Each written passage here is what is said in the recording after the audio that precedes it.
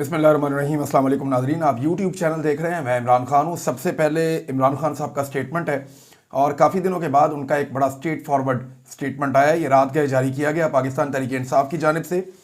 मैं ये statement as it is पहले आपको पढ़ के सुना देता हूँ। इमरान खान साहब का कौम के नाम जेल से एक पैगाम है और वो ये बताते हैं कि पाकिस्तान के तमाम मसाइल हकीकी अवामी नुमाइंदों के ज़रिए ही हल हो सकते हैं। मुल्क को 1971 की तरह तोड़ने के बजाय जोड़िए, यानी मुल्क को तोड़े मत, मुल्क को जोड़े। बलूचिस्तान पर भी इस वक्त एक जाली हुकूमत मुसल्लत है। वो कैसे मसाइल का हल कर सकती है, मुझे बतौर पाकिस्तानी और साबिक वज़ीर आज़म बलूचिस्तान के हालात पर शदीद तशवीश है। दहशतगर्दी के बढ़ते वाक़यात, पुरअमन एहतजाज करने वाले निहत्थे लोगों पर गोलियां चलाने, तशद्दुद और गिरफ्तार करने पर बहुत अफसोस है। रियासत का फ़र्ज़ है कि बलूचिस्तान के लोगों की आवाज़ को सुने और उनके मसाइल को हल करे। जब तक वहाँ के हकीकी नुमाइंदगान को साथ नहीं बिठाया जाएगा, उनके मसाइल नहीं सुने जाएंगे और वहाँ की आवाम की मंशा को मद्देनज़र रख कर फैसले नहीं किए जाएंगे, बलूचिस्तान का मसला हल नहीं होगा। डंडे के ज़ोर से कभी मसाइल हल नहीं होते बल्कि बिगड़ते जाते हैं। ये बात तो सारे ही समझा रहे हैं। पाकिस्तान में एक एक बंदा ये कह रहा है कि डंडा छोड़ो और पाकिस्तानियों को गले से लगाओ, पाकिस्तानियों के मसाइल सुनो, उनकी महरूमियाँ दूर करो, लेकिन यहाँ तो डंडा ही चल रहा है। फार्म 47 के जरिए मुसल्लत की गई अर्दली हुकूमत हर महाज पर नाकाम है। उनकी खारजा पॉलिसी नाकिस तरीन है। आप अफगानिस्तान के साथ बातचीत करके दहशतगर्दी पर काबू पाने की तरफ बढ़ सकते हैं। अफगानिस्तान के साथ हमारी 2200 किलोमीटर की सरहद है। उनके साथ मामलात को मुज़ाकरात के जरिए पुरअमन तरीके से हल करना चाहिए। हमारी हुकूमत में अफगानिस्तान से बातचीत की गई, हालांकि उस वक्त की अफगान हुकूमत के पाकिस्तान से अच्छे ताल्लुकात भी नहीं थे। हमने अपने 3.5 साल दौर में अफगानिस्तान के साथ जो पॉलिसी अपनाई थी, उसकी बदौलत मुल्क में दहशतगर्दी बिल्कुल सिफर हो गई थी। और आपको मैं याद दिला दूं कि उस वक्त वहाँ पे अशरफ गनी की हुकूमत थी अफगानिस्तान में, जो इंडिया के बहुत करीब और पाकिस्तान के खिलाफ थी। और उस वक्त इंडिया अफगान सरजमीन को पाकिस्तान के खिलाफ बार बार इस्तेमाल करता था। ये इल्ज़ाम पाकिस्तान की गवर्नमेंट और इस्टेब्लिशमेंट उस वक्त लगाते थे और हकाइक बताते थे, सामने चीज़ें भी रखते थे। कुछ चीज़ों को इन्होंने एक्सपोज भी किया था, लेकिन फिर भी इमरान खान साहब ने उस हुकूमत से भी बातचीत की और पाकिस्तान में अमन कायम किया। वो ये कह रहे हैं, हमने अपने 3.5 साल दौर में अफगानिस्तान के साथ जो पॉलिसी अपनाई थी, उसकी बदौलत मुल्क में दहशतगर्दी बिल्कुल सिफर हो गई थी। हमारे बाद जो बाइडन पॉलिसी अपनाने से कई मसाइल ने जन्म लिया, जिसका खुमियाजा आज दहशतगर्दी की सूरत में आवाम भुगत रही है। इनकी गैर संजीदगी का अंदाज़ा इस बात से लगाएं कि ना पीडीएम दौर में और ना ही अब एक दफ़ा भी वज़ीर ख़ारजा ने अफ़गानिस्तान का दौरा किया और ना कोई मुनासिब सफारती कोशिशें की गईं। 26वीं आईनी तरमीम के बाद अदलिया का निज़ाम मुकम्मल तौर पर तबाही का शिकार हो चुका है। 9 मई के झूठे मुकदमे में मेरी ज़मानत कबल अज़ गिरफ्तारी का केस कई माह के बाद लाहौर हाई कोर्ट के बेंच ने सुनना था, मगर वो बेंच ही टूट गया ताकि इन केसेस को मजीद खींचा जा सके। तोशाखाना का मुकदमा जिसमें जेल ट्रायल हो रहा है, इसकी समाअत बगैर कोई वजह बताए रोक दी गई है। इससे पहले अलकादर केस के फैसले को सिर्फ इसलिए लटकाया गया ताकि इस्लामाबाद हाई कोर्ट में कोर्ट पैकिंग के अमल के जरिए जो मनपसंद जजेस लाए जाएंगे, उनके सामने मेरा मुकदमा लगाया जाए। बहुत दुश्वारी के बाद हमारा केस वहां लगा, मगर आज हमारी अपील पर एतराज़ात दायर करके इसे ईद के बाद तक मुलतवी कर दिया गया। इस सबसे वाज़ेह है कि अर्दली हुकूमत का मकसद मुझे हर हाल में जेल में रखना है, क्योंकि जब भी मेरे मुकदमात को मेरिट पर सुना जाता है, वो ज़मीन बोस हो जाते हैं। ये सब एक फ़िक्स मैच है जो कि एक मुनज़्ज़म मनसूबे के तहत खेला जा रहा है। इदारों का फोकस अपने काम और दहशतगर्दी को रोकने की बजाय तहरीक इंसाफ पर क्रैकडाउन करने और मीडिया, जेलें और अदालतें कंट्रोल करने पर है। अडियाला जेल एक कर्नल कंट्रोल कर रहा है। किसी कर्नल को क्या इख्तियार है कि वो जेल में बैठे और जेल को कंट्रोल करे। इस हफ्ते मेरी बहनों से भी मुलाकात नहीं होने दी गई।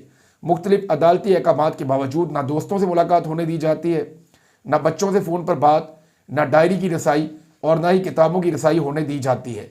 सियासी रुफ़का से 6 माह में सिर्फ 1 दिन मुलाकात होने दी गई, वो भी मुकर्ररा वक्त और दिन पर नहीं। कभी कोई पाबंदी लगाई जाती है और कभी कोई पाबंदी लगाई जाती है। ये चाहे जितना जोर लगा लें, मैं इनकी फस्तायत के आगे ना ही पहले झुका था ना ही अब झुकूंगा। साबिक वज़ीर आज़म इमरान खान, ये जनाब उनका स्टेटमेंट आया इमरान खान साहब का। देखें, एक बात इमरान खान साहब ने कही थी कि मैं गिरफ्तार होने के लिए ज़हनी तौर पे तैयार हूँ, और मैं गिरफ्तार ये मुझे कर भी लें तो मुझे कोई फ़र्क नहीं पड़ता, मैं तकलीफ़ बर्दाश्त कर लूँगा और मैं डील नहीं करूँगा। ये तो उन्होंने साबित किया। गिरफ्तार होने के बाद इमरान खान ने कहा कि मैं डील नहीं करूँगा। उनको मौके मिले, सारी चीज़ें हुई, उन्होंने डील नहीं की, साबित किया। अब इमरान खान साहब कहते हैं कि मैं आखिरी वक्त तक इस लड़ाई को लड़ूंगा। पाकिस्तान की एस्टेब्लिशमेंट को ये बात समझनी चाहिए कि क्या ये चीज़ उनको वारा खाती है कि एक इतना बड़ा लीडर जो पाकिस्तान की तारीख के मकबूल तरीन लीडर्स के अंदर से एक है, जिसके साथ आज पूरा पाकिस्तान खड़ा है, उस लीडर के साथ कुछ ऐसा किया जाए कि पूरी कौम आपको कभी माफ़ ना करे। ये पाकिस्तान की एस्टेब्लिशमेंट को सोचना पड़ेगा। इमरान खान साहब ने जिन चीज़ों की तरफ इशारा किया वो मामला रुक नहीं रहे। बलूचिस्तान में एक मरतबा फिर खून रेजी हुई है। गवादर में फायरिंग से 6 अफराद जाँ बहक हो गए हैं, और ये गवादर का इलाका है, कलमत, वहाँ पे ये वाक़या हुआ। नामालूम हमलावरों की फायरिंग से 5 अफराद मौका पर जाँ बहक हुए और एक शख्स ज़ख्मी हुआ, और बाद में जो जाँ बहक लोग हैं उनकी तादाद जो है वो 6 हो गई, क्योंकि जो ज़ख्मी शख्स था वो भी इंतकाल कर गया। और इसके अलावा और कुछ एरियाज़ में भी चंद दिन पहले यहीं पे फायरिंग हुई थी, और टारगेट किलिंग का ऐसा लगता है वाक़यात हो रहे हैं। 4 मजदूर वहाँ पे जाँ बहक हुए थे, और लगातार इस किस्म के वाक़यात हो रहे हैं। ट्यूबवेल की तनसीब पर काम करने वाले मजदूरों पर फायरिंग की गई, जिसके नतीजे में 4 अफराद जाँ बहक हुए। एक और वाक़या था, और सादकाबाद से भी ताल्लुक़ था कुछ लोगों का। तो बलूचिस्तान में लगातार दहशतगर्दी के टारगेट किलिंग के वाक़यात बढ़ते जा रहे हैं। अभी मैं एक वीडियो देख रहा था, उसमें बताया जा रहा था कि मेन शाहरा के ऊपर बलूचिस्तान में गाड़ियों को रोककर और निगरानी की जा रही है, अच्छी तरह चेकिंग की जा रही है, और ये चेकिंग कोई भी रियासती इदारा नहीं कर रहा, ये मुसल्लह अफराद कर रहे हैं जिनका रियासत से कोई ताल्लुक नहीं है। वो कैसे इन सड़कों के ऊपर काबिज हो गए? बलूचिस्तान की शाहराहों पे पाकिस्तान की सिक्योरिटी फोर्सेस का अमल दखल क्यों नहीं है? या तो सिक्योरिटी फोर्सेस के कंट्रोल में होगा बलूचिस्तान, या फिर कंट्रोल में होगा अस्करियत पसंदों की। और इस वक्त अमली तौर पे बलूचिस्तान के बेशुमार इलाकों में अस्करियत पसंदों का कंट्रोल बढ़ता जा रहा है, और उसकी एक बड़ी वजह लोकल सपोर्ट है। लगातार उनके लिए लोकल सपोर्ट बढ़ रही है, और जैसे जैसे ये हुकूमत जुल्म और जबर कर रही है, ऐसी आवाज़ों के ऊपर, जैसे कि मारंग बलोच, सीमीदीन बलोच, जैसा कि अख्तर मेंगल और दीगर बहुत सारे बलूचिस्तान के लोग हैं, पाकिस्तान तहरीक इंसाफ के लोग भी हैं, पख्तूनख्वा मिली अवामी पार्टी के लोग भी हैं। तो जैसे जैसे इन लोगों के ऊपर जुल्म और जबर किया जा रहा है, लोग मजीद मायूस हो रहे हैं रियासत से, और वो गैर रियासती अनासर की तरफ उनकी तवज्जो बढ़ रही है। ये बात खाली मैं नहीं कर रहा, ये बलूचिस्तान के अरकान असम्बली में खड़े होकर बता रहे हैं कि लोग अपनी बंदूकों के ऊपर से नंबर मिटाकर BLA के हवाले कर रहे हैं। ये बड़ी बदकिस्मती है। नाज़रीन, BNP ने पाकिस्तान तहरीक इंसाफ को भी दावत दी है, और उन्होंने कहा, बलूचिस्तान के रहनुमा है सना बलोच, और उन्होंने ये कहा कि इमरान खान की जिद्दोजहद कि हम बड़े मोतरफ हैं। उन्होंने बड़ी फस्तायत बर्दाश्त की है। गुज़िश्ता 3 सालों में इमरान खान ने भरपूर फस्तायत का मुकाबला किया है। इसी बुनियाद पर हम तहरीक इंसाफ को अख्तर मेंगल के लॉन्ग मार्च की हमायत की दावत देते हैं कि आप अख्तर मेंगल साहब का जो लॉन्ग मार्च है उसके अंदर शामिल हो जाएं। नाज़रीन, अख्तर मेंगल साहब की तो सूरत हाल ये है कि कोई उनका किया हुआ ट्वीट ही कर देना वापस, तो उसके ऊपर भी पर्चा हो जाता है। यानी रियासत की तरजीहात तो ये है ना कि आप देखें, जो हैदर सईद है वो बेचारा, उसको जमानत मिलती है अदालत से, जज साहब कहते हैं जी इसको अब छोड़ दिया जाए, तो हैदर सईद को दोबारा उसके वालिदैन की मौजूदगी में जेल के बाद से पुलिस छीन कर ले जाती है। और अब वो कहते हैं जी 4 महीने पहले जो 26 नवंबर के वाक़यात हुए थे, जिसमें पाकिस्तान तहरीक इंसाफ के कारकुन शहीद हो गए थे, जिनमें से 15 का रिकॉर्ड मौजूद है, और बहुत सारे लापता पाकिस्तान तहरीक इंसाफ कहती है कि हमारे आज तक मिले ही नहीं। हालांकि ये भी एक हकीकत है कि तहरीक इंसाफ की क़यादत ने उनके बारे में कुछ नहीं किया, ज़ीरो कारकर्दगी है कि जो लापता लोग हुए थे वो कहाँ हैं, उनके बारे में उन्होंने क्या कार्रवाई की है? कोई कार्रवाई नहीं की, कुछ नहीं किया। हुकूमत के खिलाफ भी कोई एक्टिविटी नहीं कर पाए। तो मामला ये है कि बजाय उसके ऊपर उसको रिहा करते, रियासत की तरजीहात ये है कि फौरी तौर पे पुलिस ने उसको 4 महीने पुराने मुकदमे में उस बच्चे को पकड़ लिया जो अपने घर में ही रह रहा था। यानी इनको 4 महीने बाद पता चला कि ये बंदा भी 26 नवंबर के अंदर शामिल था। एक में छूटा, दूसरे में गिरफ्तार कर लिया। अब नाजरीन, इसमें जो अख्तर मेंगल साहब का ट्वीट है उसके ऊपर पर्चे हो रहे हैं लोगों पे, और लगातार पर्चे हो रहे हैं। ट्वीट में अख्तर मेंगल साहब कहते क्या है? देखें, ये जो वहीद मुराद साहब के ऊपर मुकदमा हुआ है ना, उसके अंदर कंटेंट जो पूरा लिखा हुआ है ना, वो जब मैंने पढ़ा तो मुझे याद है कि ये तो कंटेंट अख्तर मेंगल साहब की ट्वीट का है, ये तो मैंने रिपोर्ट किया हुआ है। तो वो मैं आपको निकाल के कंटेंट सुनाता हूं। क्या इस कंटेंट के ऊपर मुकदमा दर्ज होने चाहिए। और एक ऐसे सहाफ़ी के ऊपर मुकदमा दर्ज किया गया जो इमरान खान साहब की पॉलिसी से इख्तलाफ करता है या इमरान खान साहब के नैरेटिव का वो कोई सपोर्ट नहीं करता, बल्कि बड़ा क्रिटिसाइज करता है इमरान खान साहब को। लेकिन वहीद मुराद का नुक्ता नज़र कुछ भी है, वो सहाफ़ी हैं, आप उनसे इख्तलाफ राय कर सकते हैं। राय का इख्तलाफ हो सकता है, लेकिन राय देने की आज़ादी होनी चाहिए। वहीद मुराद साहब जो कहना चाहते हैं उन्हें वो कहने की आज़ादी होनी चाहिए। वो आइन और कानून के मुताबिक बात कर रहे हैं तो उन्हें बात करने की आज़ादी होनी चाहिए। इसी को आज़ादी इज़हार राय कहते हैं। हम आपकी बात से इख्तलाफ कर सकते हैं, लेकिन आपके बोलने के हक के लिए हमेशा आपके साथ खड़े रहेंगे, और यही सोच पाकिस्तान को आगे ले जा सकती है। अख्तर मेंगल साहब क्या कहते हैं, वही ट्वीट जो पर्चे करवा रहा है, फिर पढ़ के सुना देते हैं आपको। बलूचिस्तान का कोई ऐसा इलाका बाकी नहीं जहां हुकूमत यह दावा कर सके कि उसका कंट्रोल है। वो ये जंग हार चुके हैं, ये कहानी खत्म हो चुकी है। हमने खबरदार किया था, हमसे पहले वालों ने भी खबरदार किया था, मगर उनकी बातों को संजीदा लेने की बजाय लोगों का ना कि मजाक उड़ाया गया, बल्कि लूट मार और कत्ल आम का बाजार गर्म किया गया। हर एक हुकूमत ने बलूच नस्ल कुशी में अपना हिस्सा बराबर का डाला, और ये वो वाहिद मसला था जिस पर तमाम इदारे और तमाम तर हुकूमतें एक पेज पर रहीं, और अपनी गलतियां तस्लीम करने की बजाय हमेशा की तरह इल्ज़ाम किसी और पर लगाना तो इनका वतीरा रहा है। आज मैं इस मौके को इस्तेमाल करते हुए उन सबको मुखातिब करना चाहता हूँ, वफाकी हुकूमत, सियासी पार्टियाँ, अदलिया, एस्टेब्लिशमेंट, जिन्होंने अपनी जुल्म ज़्यादतियों से बलूचिस्तान को इस नहज पर पहुँचाया, मगर इस बार ना ये हमारे इख्तियार में है और ना ही आपके। ये है नाज़रीन अख्तर मेंगल साहब का स्टेटमेंट, और इसको जनाब मुकदमे के अंदर शामिल किया गया है कि जनाब ये हमने मुकदमा दर्ज किया है FIA ने, और ये इस वजह से किया है कि इन्होंने अख्तर मेंगल साहब की ये वाली बातें जो हैं वो रिपीट की हुई हैं। ये हो रहा है पाकिस्तान के अंदर। अभी एक नोटिस भेजा गया है लम्स के प्रोफेसर को भी, तो पीका जो है वो सहाफ़ियों तक नहीं रहेगा, ये बहुत दूर तक मामला जाएगा। और एक बात याद रखिए कि पीका के मामले पे पाकिस्तान की हुकूमत ने, स्पेशली वज़ीर कानून ने, सहाफ़ियों से मुलाकात में यकीन दिलाया था कि हम इस कानून के ऊपर नज़रसानी करेंगे, लेकिन नज़रसानी नहीं हुई। उस यकीन दहानी के ऊपर सहाफ़ियों ने अपना एहतजाज तो ख़त्म कर दिया था, लेकिन नज़रसानी करने की बजाय उस कानून पे मुकदमा दर्ज करके सहाफ़ियों को अब हरासा किया जा रहा है, उनको अब तशद्दुद का निशाना बनाया जा रहा है, उनके ऊपर जुल्म किया जा रहा है। तो इस पर अब सहाफ़ती तंजीमों को दोबारा सोचना पड़ेगा कि क्या उनके साथ धोखा तो नहीं किया गया, और अगर धोखा किया गया है तो क्या उन्हें दोबारा तहरीक चलानी चाहिए। मेरा ये मानना है कि सहाफ़ियों को मिलकर तहरीक चलानी चाहिए, वरना बारी बारी सबकी बारी। और ये मैं बार बार कहता हूँ, इसी मैं जो जिस इत्तफाक की और इत्तेहाद की मैं बात कर रहा हूँ, इसके ऊपर एक ट्वीट किया है अम्मार अली जान साहब ने। आप सारे उन्हें जानते हैं, एक मुज़ाहमती तहरीक वो हमेशा से चलाते हैं, अम्मार अली जान साहब।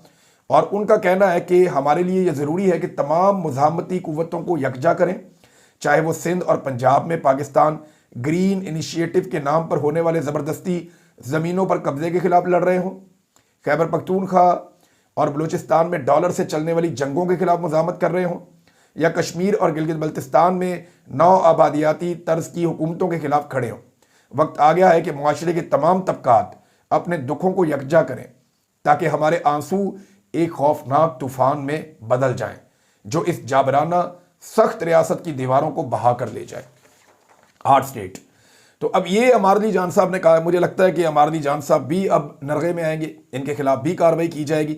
उधर ख्वाजा आसिफ साहब ने भी इस बात की तस्दीक कर दी है और हमायत कर दी है कि बलूचिस्तान के मामले पर मुज़ाकरात के लिए नवाज शरीफ की जानिब से किरदार अदा होना चाहिए, और बलूचिस्तान की क़यादत को इकट्ठा होना चाहिए, और नवाज शरीफ साहब को इसमें अपना रोल प्ले करना चाहिए। मामला यह है कि नवाज शरीफ साहब को 20वीं मरतबा रीलॉन्च किया जा रहा है। हर दफ़ा इनको रीलॉन्च किया जाता है वो ठुस हो जाते हैं। नवाज शरीफ साहब के अंदर किसी किस्म का बारूद ही बाकी नहीं रहा, उनके पीते को आग लगाते हैं, ठुस, कोई पटाखा बचता ही नहीं। मियाँ साहब के अंदर लोग कहते थे लावा पक रहा है, वो पता चला कि पॉलिश निकली।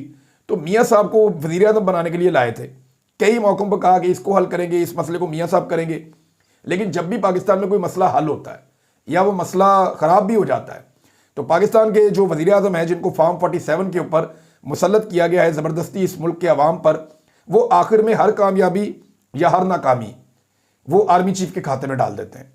यानी डी चौक का कत्लेआम, उन्होंने कहा जी आर्मी चीफ ने बड़ी अच्छी हैंडलिंग की है। आईएमएफ के कर्जे हैं जी, वो कह रहे हैं आईएमएफ के कर्जे भी हमें आर्मी चीफ ने किरदार अदा किया है। फौज की सियासत और इंतजामी खारजी मामला पे मुदाखलत हो, हर चीज वो डाल देते हैं आर्मी चीफ के खाते में। शहबाज शरीफ साहब दिन रात वो कहते हैं ये भी आर्मी चीफ ने किया, वो भी आर्मी चीफ ने किया। हराम है अगर शहबाज शरीफ ने एक मरतबा भी कहा कि ये नवाज शरीफ का विजन है। किसी वक्त उन्होंने नवाज शरीफ की तारीफ नहीं की। नवाज शरीफ साहब को सोचना पड़ेगा कि शहबाज शरीफ के बड़े भाई जो हैं वो नवाज शरीफ हैं या कोई और है। बहरहाल वो आर्मी चीफ की दिन रात तारीफें करते हैं और शहबाज शरीफ साहब को ऐसा लगता है कि आर्मी चीफ की तारीफों से ही वो इक्तदार में बने रहेंगे और उनसे उनका इक्तदार नहीं छिनेगा। नाज़रीन, अमेरिका के हवाले से मैंने आपको पिछले वीलॉग में कहा था, खबर है मेरे पास, अमेरिकी कांग्रेस में जो बिल आया ना, उस बिल के आने के बाद हुकूमत की तरफ से रद्द-ए-अमल आना चाहिए था ना। आर्मी चीफ का नाम लिया गया, दीगर लोगों के बारे में कहा गया और पाकिस्तान के ऊपर एक इल्ज़ाम लगाया गया कि इस मुल्क के अंदर आमरीयत है। अब यह बिल आ गया, दो लोग लेकर आए, जो विल्सन भी और एक दूसरी पार्टी के डेमोक्रेट के एक कांग्रेसमैन है। अब ये दोनों बिल लेकर आए, पाकिस्तान के वज़ीर-ए-आज़म ने जवाब ही नहीं दिया, वज़ीर खारजा ने जवाब ही नहीं दिया, पाकिस्तान के अंदर से किसी ने जवाब नहीं दिया, पाकिस्तान का महकमा खारजा भी इसके बारे में नहीं बोला। हैरत की बात है ना, ये डरे हुए हैं, सहमे हुए हैं ऐसा लगता है। और शायद ऐसा लगता है कि इन्होंने ये तस्लीम कर लिया है कि अमेरिका में इनके खिलाफ कार्रवाई हो जाएगी। मदर अब्बास साहब ने इसमें बड़ी इंटरेस्टिंग बात की। पाकिस्तान का फॉरेन ऑफिस, वज़ीर खारजा, नून लीग और वज़ीर-ए-आज़म खामोश है, तो मैं इसके क्या मानी लूँ? आप खौफ का शिकार हैं। अमरीकी सफ़ीर को बुलाकर एहतजाज करने की हिम्मत नहीं है तो फॉरेन ऑफिस तो रिएक्शन दे सकता है। बिल कहता है कि पाकिस्तान में आमरीयत है, इसका जवाब हुकूमत खुद तलाश करे कि आमरीयत है। वैसे पाकिस्तान में जो बिल कहता है आमरीयत है तो वो बात ठीक है और ओवरसीज़ पाकिस्तानी इसी के ऊपर काम कर रहे थे। नाज़रीन, अमेरिका ने पाकिस्तान के ऊपर पाबंदियाँ लगा दी हैं। 2024 में भी पाकिस्तान की एक कंपनी पर पाबंदी लगाई गई थी। इस मरतबा पाकिस्तान की मज़ीद कंपनियों पर पाबंदियाँ लगाई गई हैं और ये जो पाबंदियाँ अमेरिका ने लगाई हैं वो ये कहते हैं कि वो अमेरिका की कौमी सलामती और खारजा पॉलिसी के मफादात के मुनाफी काम कर रही हैं। पहले जो पाकिस्तान की एक कंपनी पे पाबंदी लगाई थी उसको करार दिया था इन्होंने कि जनाब पाकिस्तान के मिसाइल प्रोग्राम की तैयारी और ताउन करने के इल्ज़ाम में इन्होंने कुछ कंपनियों के ऊपर पाबंदियाँ लगाई थी इससे पहले, और अब पाकिस्तान की 19 मज़ीद कंपनियों पर पाबंदियाँ लगा दी हैं। पाकिस्तान चीन के बाद वो दूसरा मुल्क है जिसकी सबसे ज़्यादा कंपनियों पर इस वक्त अमेरिका ने इस मरहले में पाबंदियाँ लगाई हैं और ये लगभग 8 ममालिक की 70 कंपनियों पर पाबंदियाँ लगी हैं, जिसमें दूसरे नंबर पे पाकिस्तान है जिसकी 19 कंपनियों के ऊपर अमेरिका ने पाबंदी लगा दी है। नाज़रीन, बिलावल ने सिंध में जलसे करने का ऐलान किया है। वो गड़ी खुदा बख्श में जाएंगे, वहाँ पे एक जलसा करेंगे अप्रैल के शुरू में और उसके बाद बिलावल जो हैं वो लगातार जलसे करेंगे सिंध में और फिर कहते हैं पंजाब में आऊँगा। और मौजू क्या है कि दरियाए सिंध का पानी पंजाब नहरें बनाकर क्यों रोक रहा है। देखिए, ये काम जो है ना वो खातून अव्वल इस वक्त आसिफा जरदारी साहबा है, वो भी एमएनए है, बिलावल खुद एमएनए है और दोनों हुकूमत का हिस्सा भी हैं। तो फैसला इनकी वफाकी हुकूमत ने किया, आसिफ अली जरदारी साहब ने उसके अहकामात जारी किए कि बनाओ नहरें, जल्दी बनाओ, इस तरीके से बनाओ और अच्छी करके बनाओ। और ये बाकायदा स्टेटमेंट जारी किया गया, इसके तहरीरी सबूत मौजूद हैं, इसके विजुअल सबूत मौजूद हैं कि जरदारी साहब ने ये 6 नहरें निकालने का हुक्म जारी किया था। अब हुआ यह है कि खुद ये बंद कमरों में नहरें निकालने का हुक्म जारी करते हैं, जिसके सबूत कौम के सामने आ चुके हैं, और सिंध के अंदर जाके आम बेचारे जो अवाम है उनको बेवकूफ़ बनाते हैं। उनको ये कहते हैं कि जनाब ये नहरें तो हम नहीं निकाल रहे, पंजाब वाले निकाल रहे हैं ताकि अपनी सियासत सिंध के अंदर जिंदा रखें। ये इन्होंने कभी नहीं करना था। वो तो पीटीआई का भला हो कि उन्होंने जाके सिंध के अवाम को बताया कि जनाब ये आपका पानी बेच चुके हैं और ये नहरें निकाल रहे हैं सिंध के ऊपर। देखिए, मेरी नज़र में पाकिस्तान में डैम्स बनने चाहिए, बड़े डैम्स बनने चाहिए, चाहे पंजाब में बने, सिंध में बने, केपी में बने, जीबी में बने या कश्मीर में बने। हमारे पास बड़े डैम्स होने चाहिए, वाटर स्टोरेज हमारा ज़्यादा होना चाहिए, लेकिन सेम टाइम में हमें वाटर फ्लो का भी ख्याल रखना है। तो ये एक कंसेंसस के साथ चीज़ें होती हैं। बंद कमरों में जब आप फैसले करते हैं तो उसका नतीजा ऐसा ही निकलता है कि आप डंडे के साथ फैसले करवा लेते हैं और बाद में रौला पड़ जाता है। शहबाज शरीफ ने दावा किया कि अल्हम्दुलिल्लाह पाकिस्तान में मिनी बजट नहीं आया, हालांकि मेरे मुखालिफिन कह रहे थे कि मिनी बजट आएगा। तो मियाँ साहब, 15वें दिन तो आप पेट्रोल की कीमत बढ़ाते हैं, हर चौथे दिन आप बिजली की और गैस की कीमत बढ़ाते हैं, अशिया खुर्दोनोश की कीमतें रोज़ाना की बुनियाद पर बढ़ती हैं, तो आपको मिनी बजट की ज़रूरत क्या है? भाई, मिनी बजट तो आप तब लाए ना जब आप एक बजट ले आए और अब लगातार चीज़ों की कीमतें नहीं बढ़ रही। तो फिर आप एक वक्त आए आप मिनी बजट ले आए। अभी आईएमएफ के कहने के ऊपर आपने अपने तमाम फैसले बदल तो दिए हैं। तो ये मिनी बजट नहीं है तो और क्या है? मिनी बजट बजाय इसके कि एकदम अनाउंस करके लाते, ये रोजाना मिनी बजट लेकर आते हैं और रोजाना की बुनियाद के ऊपर चीजों की कीमतों को बदलते हैं और चीजों की कीमतों को आगे ले जाते हैं, टैक्सेस को बढ़ा देते हैं, आम आदमी के ऊपर बोझ डाल देते हैं। अभी इन्होंने किसानों के ऊपर इतना बोझ डाल दिया है, तो मिनी बजट तो रोज आता है। आईएमएफ की ये सारी शराइत मानते हैं और लोगों को बनाते हैं बेवकूफ के जनाब हमने तो कुछ नहीं किया। नाज़रीन, शेर अफजल मरवत साहब ने उनसे मंसूब एक बयान चल रहा था नदीम मलिक साहब के हवाले से कि ईद के बाद पाकिस्तान तहरीक इंसाफ में एक फॉरवर्ड ब्लॉक बन जाएगा, लेकिन अली मोहम्मद खान साहब ने इसको डिनाई किया है। पाकिस्तान तहरीक इंसाफ के रहनुमा अली मोहम्मद खान साहब ने कहा कि पार्टी में कोई ग्रुपिंग नहीं है और किसी किस्म का कोई फॉरवर्ड ब्लॉक बिल्कुल नहीं बन रहा। ये जनाब अली मोहम्मद खान साहब ने क्लैरिटी के साथ ये स्टेटमेंट दिया है। और एक खबर और है, ये परवेज खटक और मुराद राज साहब के हवाले से है। उनके खिलाफ जो केसेस थे वो बंद हो गए, यानी ये दोनों लोग छोड़ गए ना पीटीआई को, इनके केसेस बंद हो गए, हुकूमत को ज्वाइन कर लिया। वो जो बहुत रोला डालते थे बीआरटी बीआरटी बीआरटी, परवेज खटक आपके साथ है, केस खत्म हो गया उसका। मुराद राज के ऊपर जी ममनुआ फंडिंग, उसके ऊपर भी केस खत्म हो गया, सारे केस खत्म हो गए। आज चीनी चोर कहां पे है, जिसको जहांगीर तरीन को ही कहते थे चीनी चोर, कहां पे है? इनके साथ है, कोई केस नहीं। जिनको कब्जा ग्रुप कहते थे अलीम खान साहब को, वो किनके साथ है? इन्हीं के साथ है, कोई केस नहीं। ओन चौधरी पे इल्जाम लगाते थे, कहां पे है? इनके साथ है, कोई केस नहीं। तो जिसको इन्होंने इल्जाम लगाया ना, इन्होंने अपना थूक के सारा चाटा है। सुनने में बुरा लगता है लेकिन इन्होंने किया एक्चुअली यही है।